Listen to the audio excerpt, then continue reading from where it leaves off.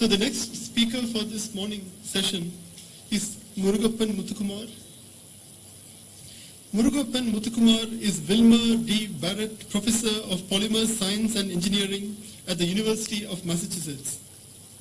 His research has been on understanding biological and synthetic macromolecules, their shapes, organization, and movement.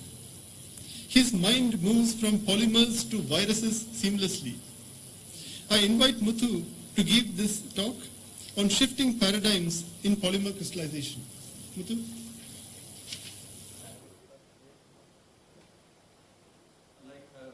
Several of us, when I received the invitation from Ravi, I was really intimidated and I was in fact scared. So I sent an email back to him and he encouraged me to, in any case, to participate in the celebration. And when I looked at the program a few days back and when I was listening to the previous talks, I was telling myself, perhaps I'm in the wrong company. So please accept me for this modest presentation.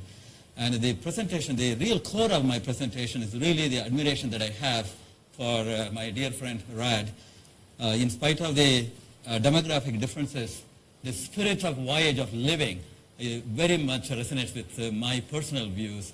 So we are friends. I'm sure many of you belong to this category. So please accept this little story that I want to share with you.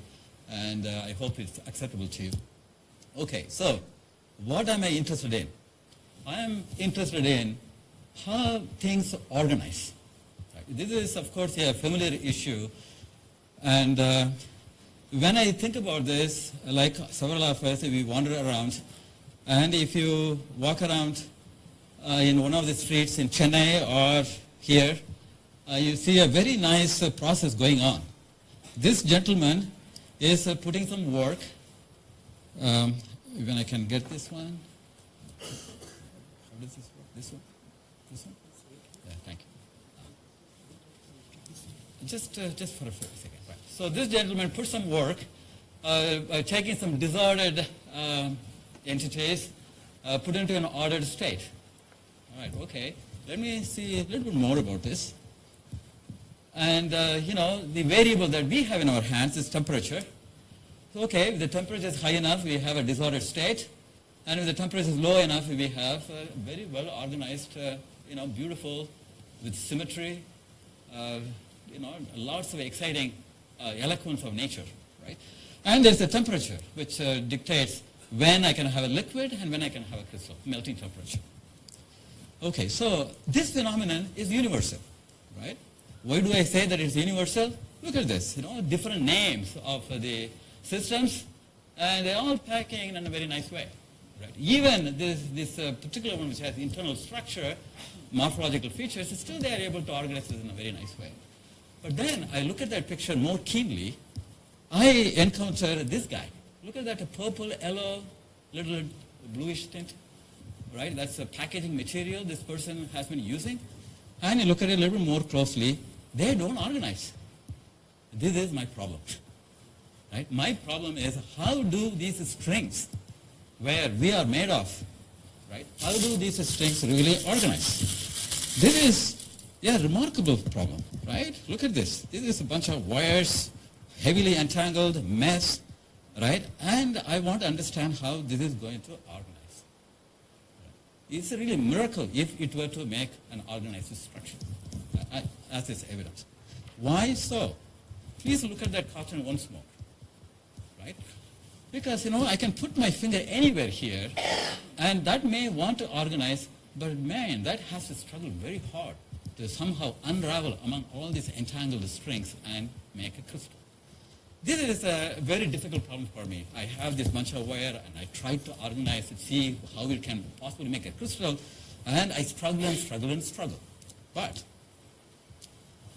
it is important.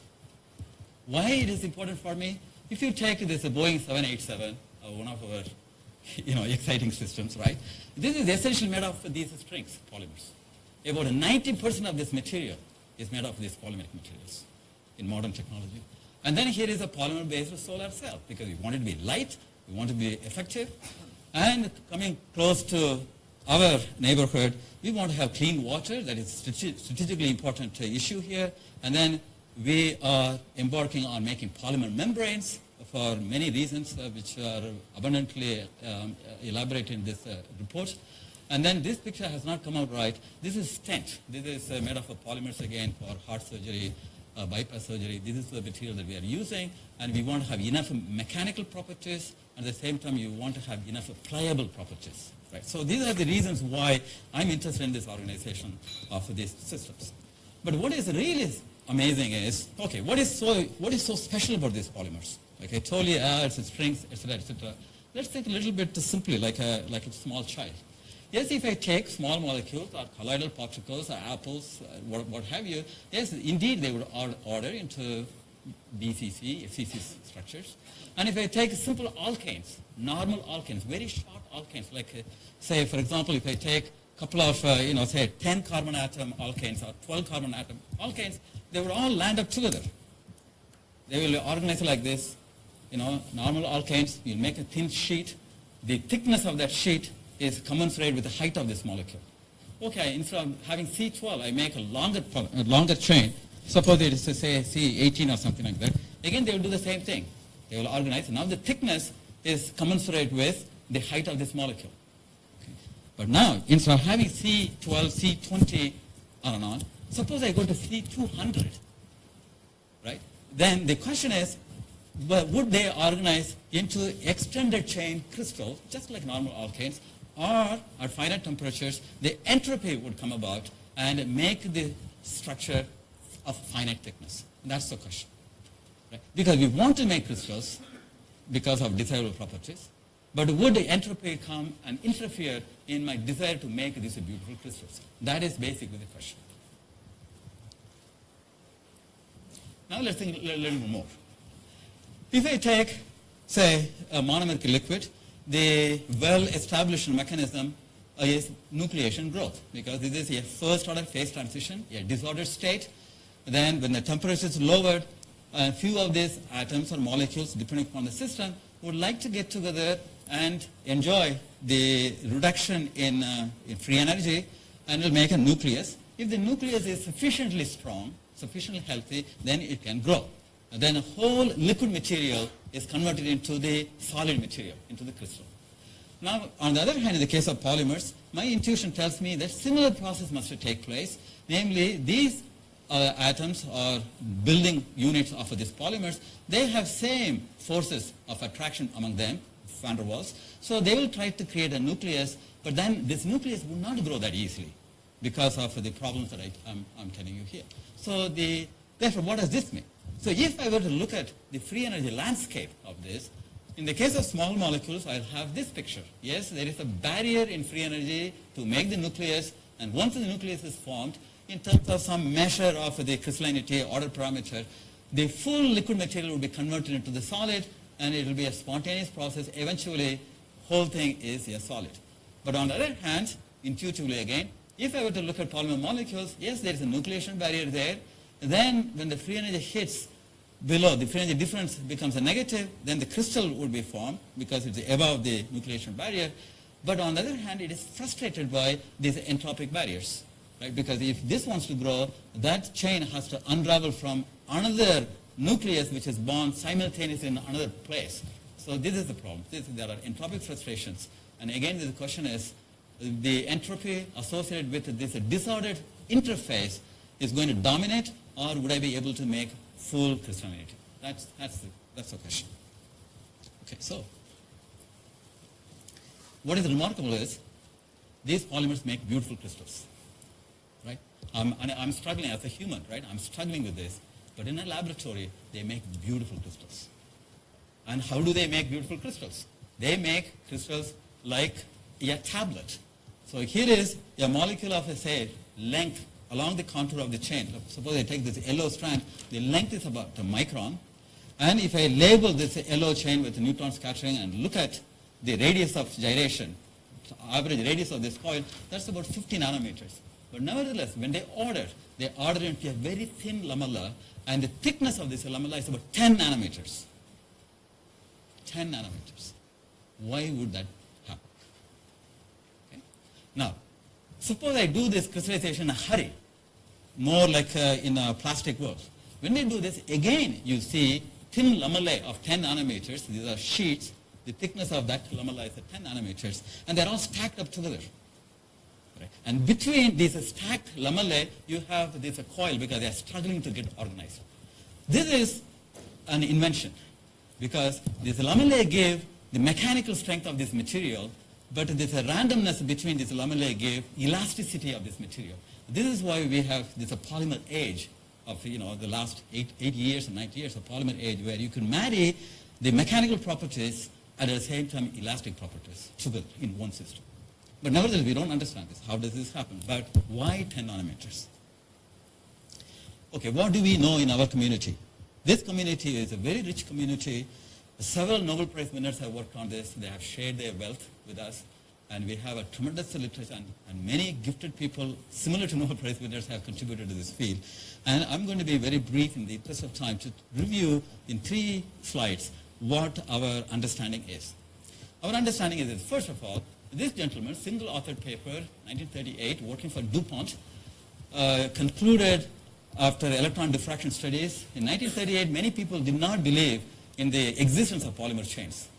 This is prior to DNA. Crick Watson work, right?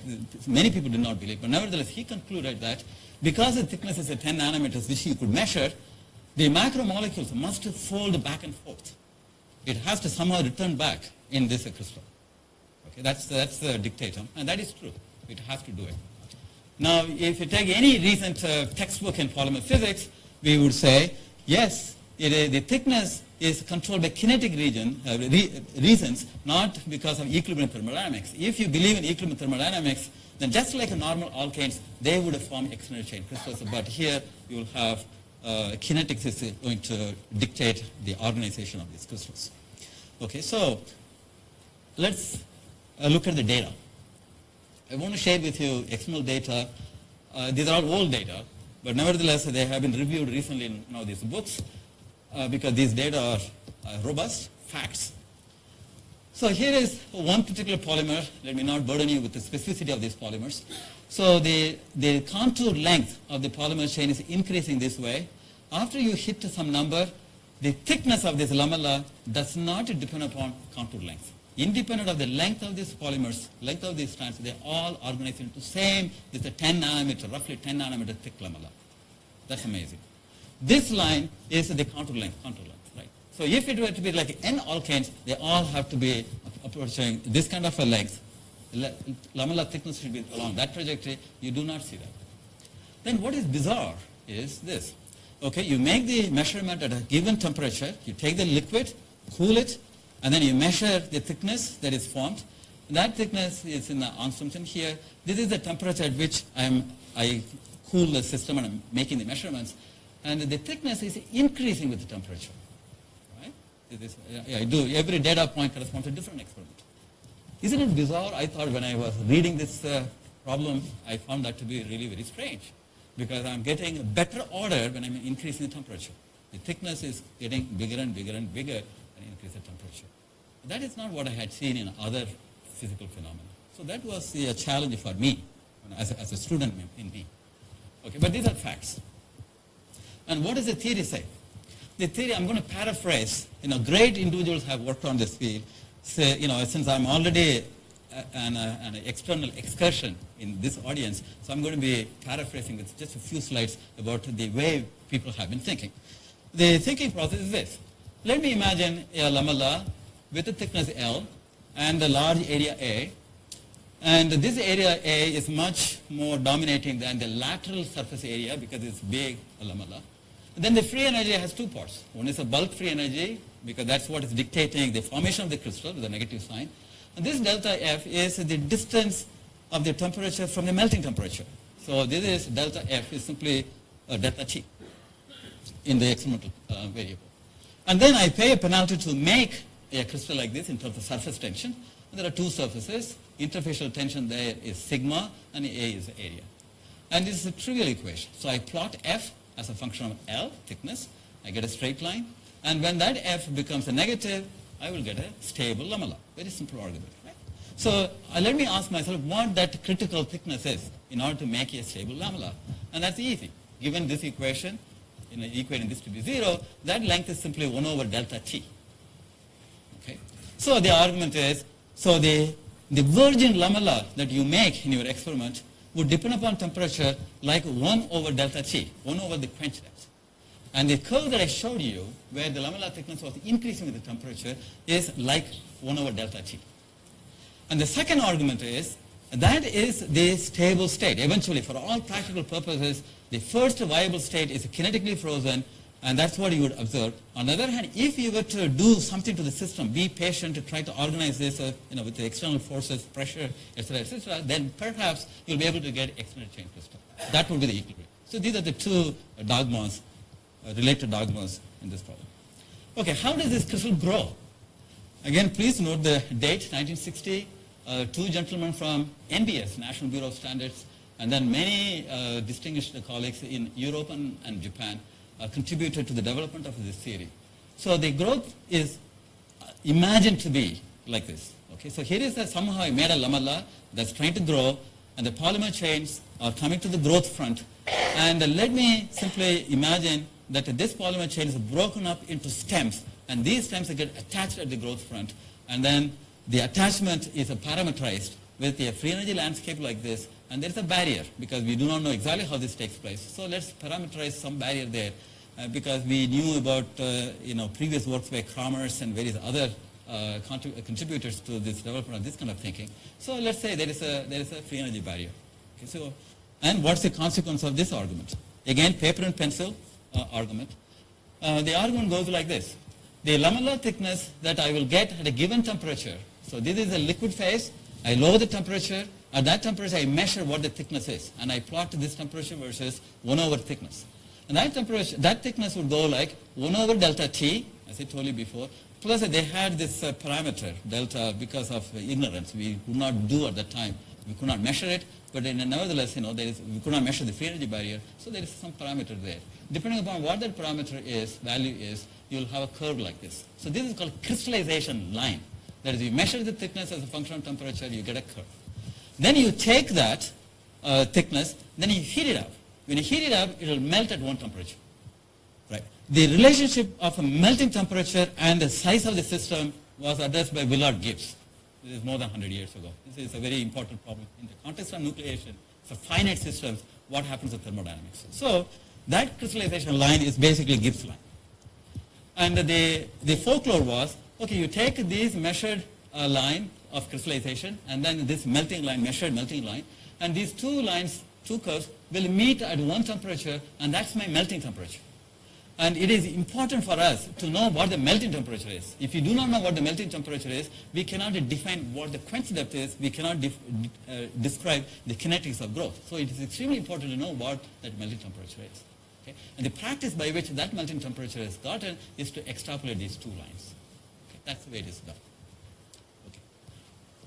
So, and based upon this theory, if I look at the growth rate, it will go like e to the minus 1 over T delta T. T is temperature at which this measurement is being made. Delta T is quench depth, and that is again T naught is important to know. And this is empirical formula, a phenomenological formula that works. It can be derived from this theory, but experimentally that works. That's what is observed. Okay, so what are the central issues? The central issues today for this audience, let me paraphrase again in the interest of time, just to share with you how we have been thinking about in this community. First question is, what is the primordial stage of this polymer crystallization? So I have this entangled soup. Right? It cannot make into a crystal right away. It has to do something before it makes a crystal. And what would be the density of this material in the primordial stage? That's question number one. Question number two, why is the spontaneously selected lamellar thickness so small? Why is it 2 orders of magnitude, 3 orders of magnitude so small compared to the normal alkane problems? Why is that? And third, of course, what is the detail of these stems that Lauritz and Hoffman had introduced? What is the kinetics of growth rate? How do we describe this? Okay, so let me take one at a time. And before I answer these questions, I must take this opportunity to acknowledge my collaborators. Without those collaborators, science is people. Right? People. Without people, no science. Bottom line. Okay, so I have been very fortunate to have these these people, gentlemen. And this seems to be kind of an Indian science, although I'm stationed in Amherst. And these two guys are in Bengal. Professor Murugappan is somewhere here in this audience here. So we do two things, right? We do coarse-grained, simple modeling to get ideas on such a complicated problem. And then we do formulae with the statistical mechanics. And as all of you know, the choice of the coarse-grained Hamiltonian is subjective and depends upon your taste and experience. And once you calculate the free energy with the input of the coarse-grained Hamiltonian, then you communicate to the experimentalists and work together and try to understand what's going on. So I'm not going to take the burden to show you how the simulations run. Basically, what we write is we take collection of these polymer chains. Every repeat unit, in the case of N alkanes, it will be a methylene group, 1 carbon, 2 hydrogens. That is connected to its neighbors, and that will have van der Waals interactions, and then there will be torsion, all the local details, etc. Then you write the nonlinear coupled differential stochastic equations with a fluctuation distribution which was mentioned in the earlier talk. You make sure that that is satisfied because we can't violate that. And then you solve all these thousands of equations and get some ideas about how these things happen. Okay, and we can do many chains, etc. So first question. While the community was theorizing, the modern technology, modern instrumentation was becoming very sophisticated, particularly synchrotron radiation. So people had now new tools, right? Small angle X-ray scattering to explore how these molecules are actually behaving. Fortunately, these molecules have enough contrast, electron density contrast, so you can really follow how the density fluctuations are growing with time. Here is a cartoon of scattered intensity with respect to subtract the amorphous phase, the liquid phase, and the excess scattering intensity as a function of scattering angle as a function of time. And then you will have some spontaneously selected length scale. Inverse of Q is some length scale. The intensity was growing, right? And people very quickly conjectured in our field that this is more like a spinola decomposition. That is, the way an unstable system would become ordered instead of first order phase transition. Instead of nucleation growth. That's because when they measured this intensity growth, they would do wide angle X-ray diffraction and figure out whether there is any crystalline order in the lamella. And they found out there was no crystalline order. Therefore, the nucleation growth phenomenon must be preempted by this spinola decomposition. So that was one of the conjectures. And this original experiment was done in Kyoto University. And here is an example of this difference in scattering as a function of Q. And now many laboratories, Brookhaven, Grenoble, UK, everywhere, Germany, everywhere we make these measurements, and the same phenomenon is observed again and again for different kinds of systems, but the phenomenon is universal. Phenomenology is universal. Okay, so now let me share with you what the simulations tell us. These simulations were like a garden variety simulations, and there's no sophistication there, but because our goal is to understand what the physics is. And similar simulations have been again carried out in many laboratories, the UK and Japan, now China, and of course Germany and India, United States. So the results are robust. So let me share with you what our results are, when we were starting in this business. Okay, I take my long polymer chain in the isotropic phase, liquid phase. It will have something like this. I'm projecting on this screen in here, so it will have a structure like this, a random walk conformation. Then time goes. Time is clicking by. And somehow these monomers know that they have to get together and organize. So you see they are trying to get together here. Locally there is some stiffness along the backbone. And on the other hand, there is lots of entropy. There are lots of hairpins. So in order for this to grow, these hairpins, entropy associated with these hairpins must be transferred into energy. So there is lots of fight goes on among these monomers of one labeled chain. And it's beginning to grow. And amazingly, right, somehow it happens. And that thickness is 10 nanometers for this kind of polymers that I'm talking about, polyester, 10 nanometers for the right kind of potentials which are relevant to this problem. I'm going to show that once more in terms of another trajectory. So when we looked at this very carefully, we thought that in the primordial stage, some baby nuclei are born. And they are not ordered. It's not at all crystalline-like. Baby nuclei are born, another baby is born, another baby is born, another one, and then they like to grow.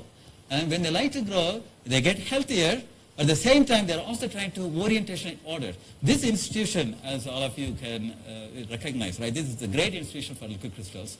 And the liquid crystal physics is operated within the baby nuclei. It's more like a smectic state here because there's an orientation correlation within a layer. And I call them to be smectic pearls. And this has gotten healthier, and this has vanished. This could not survive among all these competitors. And then that was another smectic pearl. And as a function of time, that is also demolished. And I have given a color coded to see which monomer is going where. And again, 10 nanometers there, 10 nanometers in here. And you will see in a minute that this will also fight with this, and eventually this will lose its stability as is shown in the next slide. This is exactly what I told you before I'm telling you here. Right? So that's getting healthier. This is trying to make another lamella, nuclear new lamella. No, it doesn't make it. There, it gets red. And then a blue now is healthier than red. We'll see in a minute.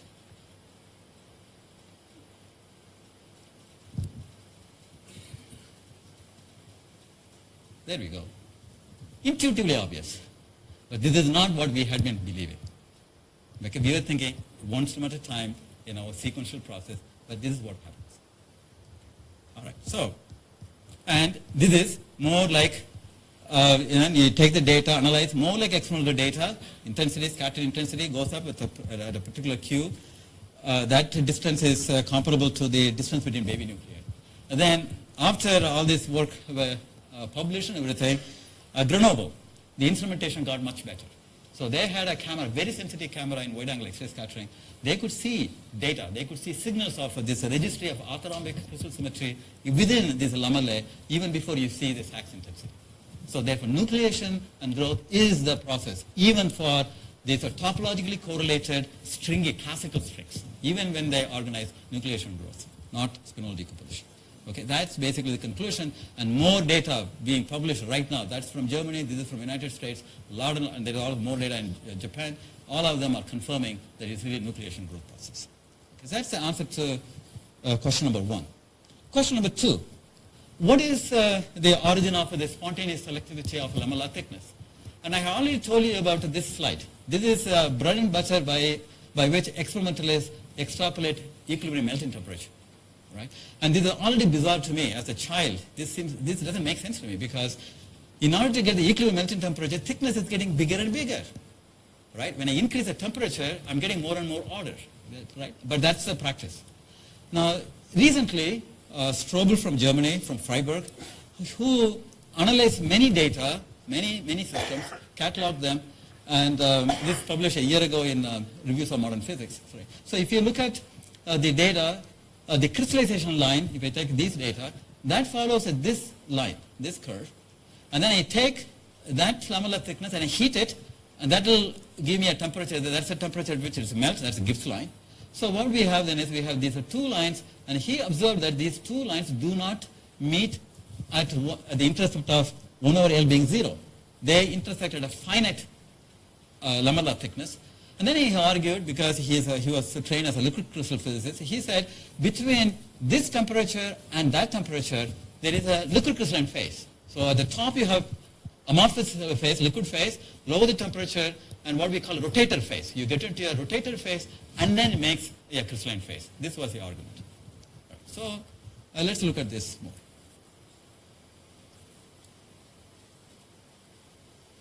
Simulations. What we found was this. Okay, we crystallize this, and we get a lamella, and to begin with, the lamella is small thickness. Then somehow these molecules know that they are not in the right place. So like an avalanche, suddenly they jump into a thicker crystal in a quantized way. And then they work in that state for a while, for a certain amount of time. And then again, suddenly another avalanche, thicker and thicker. That's what happens. And then eventually they will settle down. They will settle down with, in this particular case, they'll settle down with the two folds. They'll settle on one thickness. And this is a universal phenomenon. You do this for many people have done this, we have done this. They'll thicken, eventually stop at finite thickness. That thickness is several orders of magnitude smaller than the external chain crystal. Okay. And this was also observed experimentally. Very beautiful work by Andrew Keller in Bristol University. Unfortunately, he's no more. They have shown this quantization of crystal thickness in this process. All right. So let me look at the free energy landscape. If I look at the free energy landscape of this, these are thin crystals, thickness of square, and then the global free energy minimum from these simulations showed that the global free energy minimum would correspond to L is equal to 10 nanometers. Right. Not as extended chain crystal. So, simulation is one thing, but, in traditionally trained people, we like exact calculations. Exact calculations are always powerful. Right? So we decided to do a calculation where we can address that particular issue. And the details are given in this reference, but the idea is this. Okay, let me take a lamella. I know that I have to worry about a nearest neighbor interaction, stiffness. My question is, how do I calculate this entropy? Because when these chains are folding back and forth, the length of each hairpin is not fixed. One hairpin could be short, another hairpin could be longer. But nevertheless, when I add all the length of all these hairpins and the stem length, they should be matching with total length of a labeled polymer chain. So there is a huge distribution of these loop lengths. And how do you do this? And this is one thing about theoretical physics, right? Feynman taught us how to deal with such a problem. He did not explicitly point it out, but we guys, being children, right, we know how to do this. So if I have a loop soup, if I have different lengths here, we unleash the technology of a field theory, and we can really calculate this. For example, the polymer diagram that I write here is exactly the same as this the Feynman diagram. There's one-to-one map, exactly one-to-one map. So you just take the Gaussian propagate, do the integral, so you compute the diagram, then you know the free energy, because you know all the possible diagrams you can write, sum all those diagrams, the usual technology, and then based upon that, you can calculate the free energy of this structure. And the answer is, please ignore the middle line. The answer is the bottom one. The answer is because of the entropy at the fold surface, the free energy minimum is at a finite thickness. Contrary to what we had been believing for all these 70 years, 60 years. The finite equilibrium thickness is actually finite. It is not extended chain dimension. And that's because of the stabilization coming from entropy. So let me contrast what I'm saying for the polymer with respect to small molecular case. For the case of small molecular case, yes, I'm sorry, I apologize for the poor quality in here. There is a nucleation barrier. Oh, there is an overlap here. Okay, so there is a nucleation barrier here. Once you cross the nucleation barrier, then you get to the deep valley where the whole liquid material is converted into solid material. But on the other hand, in the case of polymer case, you will always have stability coming from the entropic stabilization from these folds, and therefore the equilibrium is a finite thickness. So this is an exact calculation. It had been verified by several people. That's very nice. Okay, so let me illustrate the consequence of this. If I were to take this free energy landscape and I walk in one direction, okay, so that will be the nucleation barrier with the thickness and lamellar dimension. And this would be the virgin lamellar crystal. So M star would be lamellar thickness as soon as it's born. And this would be the equilibrium lamellar thickness. Let me look at how this M star and M naught depend upon temperature, because I have to deal with my experimental data. What is remarkable is the virgin lamellar thickness, that's the blue, right? The smallest stable thickness I can get, that increases with temperature. Okay, that's the puzzle, resolution of the puzzle. That indeed increases with temperature. But that doesn't mean that I'm violating thermodynamics or, the equilibrium thickness is at the top curve. So if I were to do the experiment where I make this initial crystal at one temperature and then anneal it forever. Suppose I cool it wait at that temperature for a very long time, then it will thicken at that temperature, isothermal thickening, and will reach the equilibrium thickness. That equilibrium thickness will be shrinking with the temperature. When I increase the temperature, eventually it will be demolished at the melting temperature. So the melting temperature is not the temperature where this has a singularity and diverges, right, going to infinite thickness. It is not. It is actually first order phase transition. So what does this mean? That means this plot. So that's my crystallization line, and that's my melting line. These two lines would cross at that point. That is my true melting temperature. And I do not have any system to worry about beyond that temperature. It's all liquid. And so all these arguments about intervention by mesomorphic phase or extrapolating the T naught, it's not right. Okay? Okay, so that's basically the line. And now, in the last few years, people have measured the growth rate, and it doesn't grow. The crystal doesn't grow beyond that temperature anyway. That's the zero growth rate line. So I have the crystal here, and the TM, melting temperatures, true melting temperature is that temperature, but not that one. So all the practice that we have been doing for 6 decades about extrapolating these two lines and get to that temperature is not quite right. All right, so the conclusion then is the equilibrium thickness is much smaller than external chain dimension. That means you will never be able to get pure crystals under ambient conditions. Semi-crystallinity is the equilibrium state. Kinetics.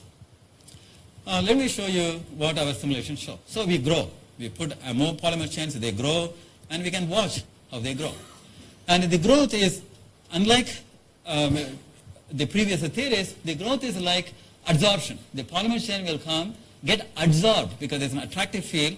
The chain gets adsorbed, and then epitaxially it will be stretched, and then it becomes commensurate. The thickness of this added chain is commensurate with the growth front.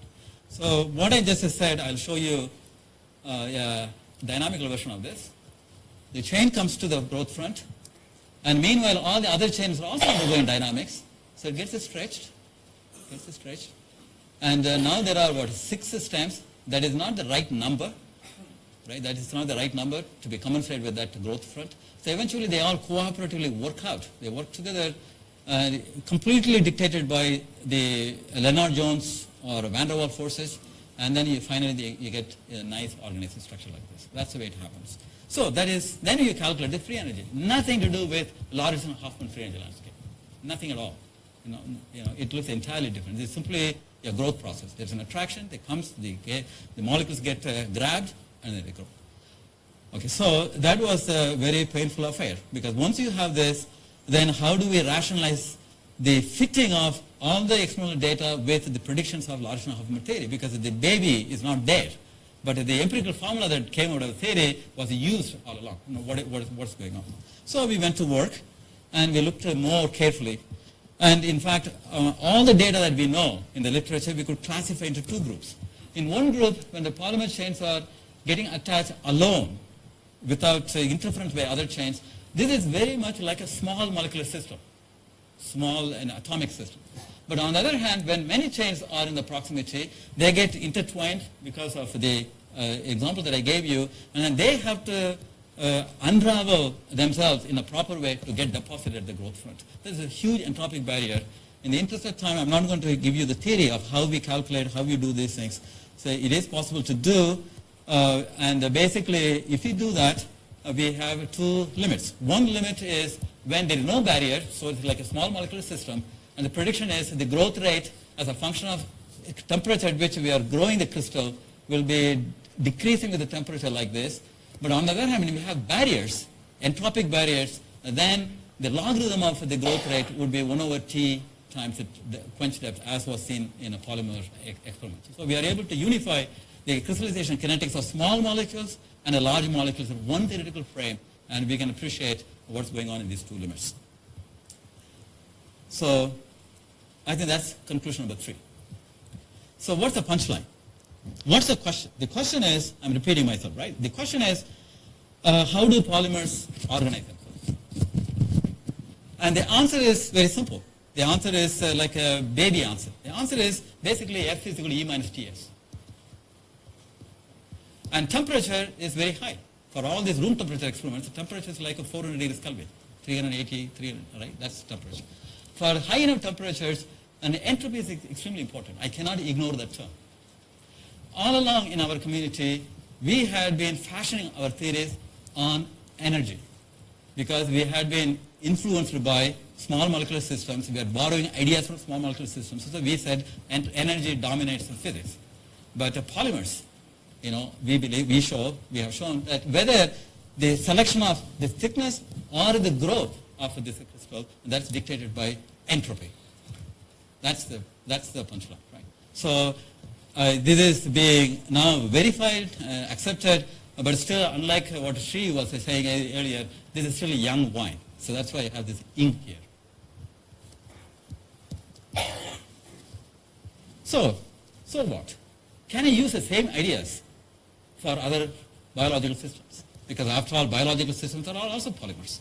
So here, a viral assembly, and this is a very challenging problem nowadays in our modern society because we are recognizing neurologic diseases. And if you look at these small polypeptides, which are polymers, they are organizing into crystals, so they make one-dimensional crystals like this. This is, amyloid fibrils, for example. So there are lots of issues like this. So what we have done is we have used the same idea of conformational entropy that dictates the assembly and organization and the kinetics of these systems, right? And in the interest of time, I'm not going to show more. I just to give you only one slide to show you the power of this kind of statistical mechanics arguments. Okay, so there are literally thousands of viruses of this type, RNA viruses, single-stranded RNA molecule, which is a flexible chain like this, that is captivated inside this protein cage, capsids. Right? And using these simple ideas of paper and pencil work, one could show that all these viruses belong to one universality class. The length of my RNA is simply commensurate with, simply proportional to the total positive charge provided by the capsid proteins to keep these polymer chains. This is remarkable that it is paper and pencil you could really show these things, bringing polymer physics ideas to virology. So I'm going to close this with the last slide here. This is a kind of philosophical issue, and I hope the young people over there will be able to debate with me. Why are we made of polymers, I ask? Okay, why are we not made of tetrahedra? Beautiful, they are very nice, right? Squares, cubes, why not? Why are we made of polymers? And the answer is a baby answer, innocent answer, simple answer, which is this expression, E minus Ts. And Rad, if his temperature changes by 2%, Dominic would be very concerned in after days. 2% error in temperature. We all will be concerned. We will abandon all our parties. Right? 2% error in temperature. But the free energy landscape with which you are listening to me and I'm responding to you, thinking, everything, we are moving around in free energy landscape. How does that happen? That's because of entropy. Chromosomes. These chromosomes are humongous. They have to open up and contract during cell division. They have to do so many things. And they do that not with temperature. Temperature is a physicist's toy. Entropy is Mother Nature's toy. And that's why I say polymers are the best candidate for Mother Nature to play her game. Right? So what? Life, nature, materials, nurture. And there's an infinite space in between these two limits for fantastic voyage. Sailing. Thank you very much.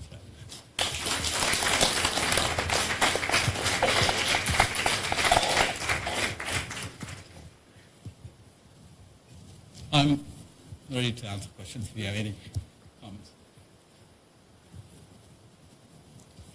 Please, somebody, yeah, please. You may have answered it, and I missed it.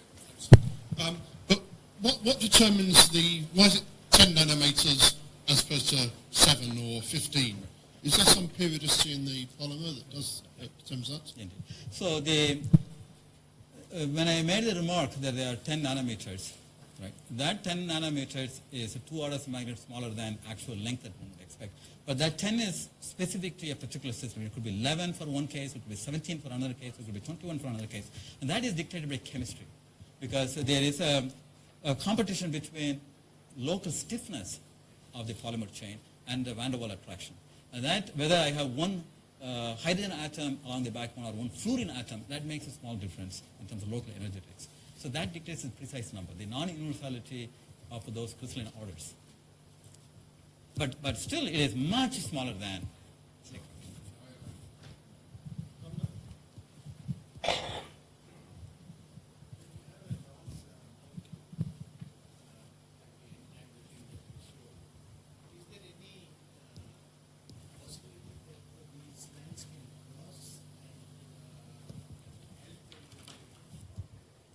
This is a good question.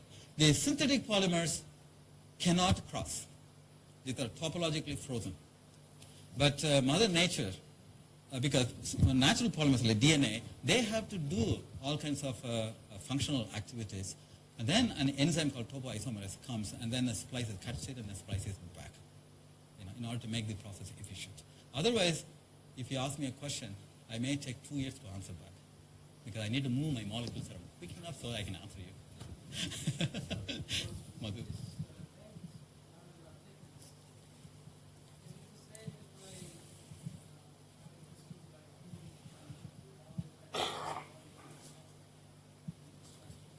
Well, yes. Madhu, the first slide of experiment that I showed you, when you make this crystallization do the crystallization from a liquid phase, from solution, you make a very beautiful, nice lamellae, right? Essentially single crystals. Right? But now if I were to do it in a melt, then I get what are called the spherulites, where these lamellae get stuck from solutions.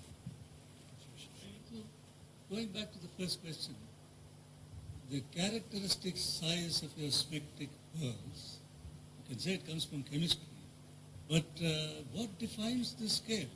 But first of all, because you brought in this folding, there is energy needed to fold, and so it is counterintuitive. You would think that at higher temperature I'll be able to make smaller bends, whereas your lamellar, your spectric pearl characteristic size increases with temperature. So this is the argument of our great heroes before, right? So there is a cost in bending, right? Cost in bending. So that is not a favorable process, but that's an energetic argument, right? The calculations and the measurements now show that it is entropy wins, because it's not only bending, but how many different ways you could distribute a given length among so many loops. So that is a humongous entropy. How does the scale emerge in the theory? The scale emerges basically in terms of the bending energy along the backbone, right? Because chemists would call trans-gauche conformations. With respect to one direction, how much can it deviate? That is related to bending elasticity energy, right? So that energy and van der Waal interaction. So for all the synthetic polymers, we talk about polyurethane, polyacrylic acid, all these synthetic systems, that ratio dictates to be in this number, right, 10 to 20 nanometers. If I were to take a double-stranded DNA, right, I take double-stranded DNA, say, let's say 2,000 bases, and then I want to organize that. The bending of a double-stranded DNA, which is a double helix, that bending is very difficult to bend, and that constant is very high. Those systems would organize like N-alkanes, because that is, you cannot bend it that easy. So if you take a double-stranded DNA and organize it, then they are like N-alkanes. One last question, going back to what Muthukumar asked. Why isn't there a simple hysteresis, whether I come from above or below? Why you get that? Oh, this is a $1 million question, or $1 billion question, right? Unlike small molecular cases, right, there is a melting temperature, right, and then a crystallization temperature. There's a big window, right? That's my argument. That's the place where the system is navigating through all these entropic barriers, and they are acting in a general sense like a glass, in a general sense. So there's there's also recrystallization going on. There's a lot of activity going on, and therefore you have a big window in temperature range where builders, manufacturers can play to make whether a tennis racket or a plastic bag.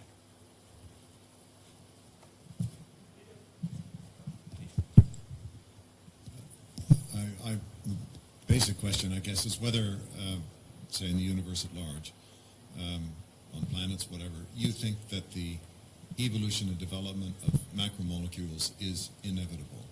My understanding is that, for example, for amino acids, it's easy because it's energetically favorable. But for many of the macromolecules of life, it's not so trivial. Yes. This is, we should talk at a longer time, right? So this is again, the primordial soup of biology and evolutionary things. So the question is, why polymers are easy to make? Polymers are, why polymers would be a candidate, how they come about. So the argument that I would make is that amino acids alone would not be enough, okay, because they are, given the ambient condition, they are positively charged. And we need to have electroneutrality, in the general sense. Therefore, the RNA, DNA, they are negatively charged. And what I have discovered, I did not have time to go through this, what I have discovered in my work is, in the virus assembly, right, the central dogma where the sequence, DNA sequence or RNA sequence dictates the further evolution is broken. What I have shown, we can discuss more, is that the proteins and the RNA, they have co-evolved in a self-consistent way together to make these viruses. And viruses are the earliest form of under evolution process. So I'm kind of giving a roundabout answer. My belief today is that the central dogma, while it was fascinating 50 years ago, I think it's broken left and right. So I think there had always been a co-evolution. So when you say that amino acids are born first, I think simultaneously, I believe nucleotides were also born. We can talk more. Please.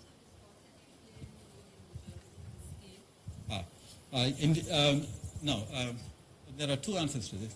In terms of the scale of these structures that are created, viscosity does not play. But viscosity plays a role in the kinetics. The rate with which it's going to grow, in fact, if you look at the rate of growth, when you go to lower the temperature with its melting temperature, the growth rate goes up, as I was arguing. Then if you go even lower temperature, the growth rate will go down again, because I will not be able to transport these molecules from a highly viscous medium to the growth from that easily. So the viscosity does indeed play a role. And this is, again, another billion-dollar question. We do not understand how to capture that physics yet. That's the dogma. People thought that reptation plays a role, but the experimental evidence is very clear that reptation is not enough. Please, I have a question. Since we are talking about crystallization of polymers, of course, a similar question can be asked about glasses, for example. In the case of glass, one always says, well, unproven as it is, there's a theorem that the ground state, of course, has to be always crystalline, except a one-dimensional model, zero temperature, Bohr model. No one has proved it. But no one ever doubts this statement. So you think the similar thing is true here too? If really you waited long enough, or did something actually crystallize? Right. So my argument is, if you wait long enough, you will never make, even if you wait long enough under ambient conditions, you will never make full crystal. That's my theorem.